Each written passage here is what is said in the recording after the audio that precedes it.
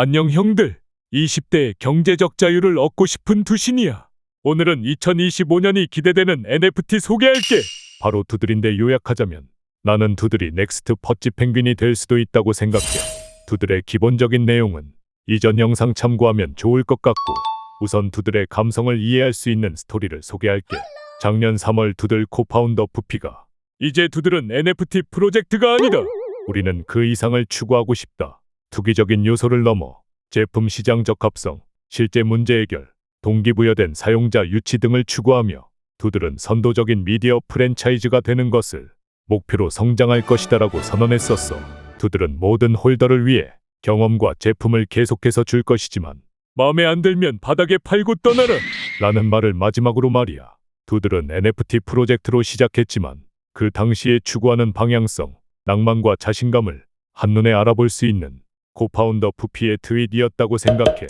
그 이후 두들은 인스타그램, 유튜브, 트위터 등 다양한 SNS의 쇼 플랫폼 영상과 유명 가수들과 협업한 뮤직비디오 등 작업물들을 꾸준히 공유했고, 캐나다 국제영화제 티프에서 두들 메타버스인 애니메이션 둘스빌레를 선보였어.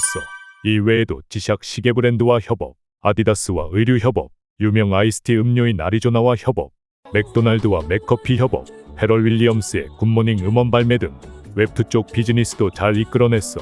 하지만 그럼에도 불구하고 투기적 성향이 강한, 계산기만 두들기는 돈만 쫓는 사람들이 넘쳐나는 NFT 씬에서 이러한 두들의 노력을 알아봐주는 사람이 적었고 바닷가는 큰 변함이 없었지.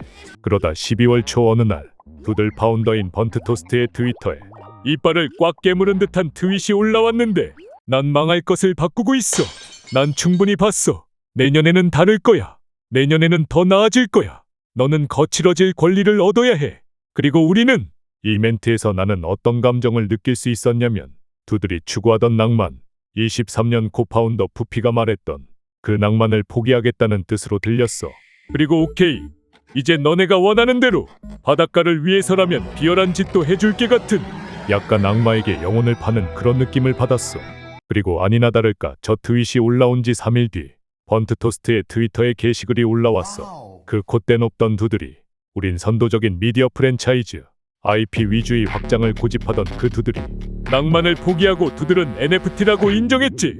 그리고 바로 블루칩 토큰 발행 메타에 맞게 토큰이즈 커밍을 선포하며 바닷가를 순식간에 7.82도까지 올렸었어. 그리고 지금 광기가 줄어들어서 NFT 가격이 조정 중인데 4-5-2도 오면 장투 목적으로 괜찮다고 봐. 마음에 안 들면 팔고 떠나라던 그 두들이 2025년에 우리는 달라질 거야라고 선언했는데 앞으로 많은 일들이 벌어지지 않을까? 사실 스닉픽도 두들 정도면 아즈키, BAYC, 밀라디보다 호불호가 덜 깔리는 남녀노소가 좋아할 스닉픽이라고 생각해. 또 두들은 V2 개념이 딱히 없어서 호재가 나오면 오직 컬렉션이 스포트라이트를 온전히 받는 구조야.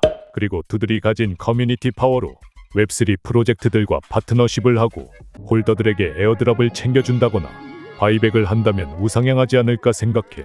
마지막으로 올해 퍼치 펭귄이 1,000만원에서 2억까지 상승할 줄 몰랐던 것처럼 냉정한 현실을 마주해 타락한 번트토스트의 두들이 그동안 웹2에서 잘 다진 기반과 홀더와 바닷가를 위한 새로운 웹3적 운영을 더한다면 내년엔 바닷가와 낭만을 둘 다 잡은 2025 뉴 두들을 볼 수 있을 거라고 생각해.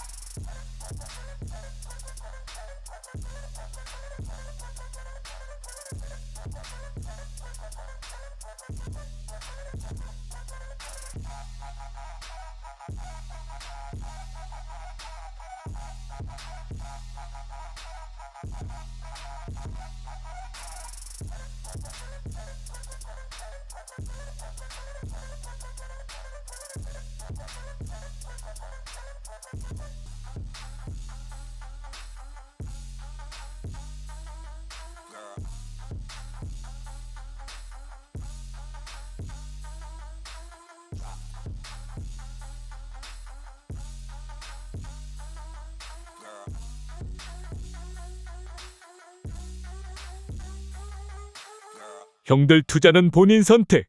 영상에 없는 내용은 두유어 온리 서치할지. 구독도 본인 선택이야.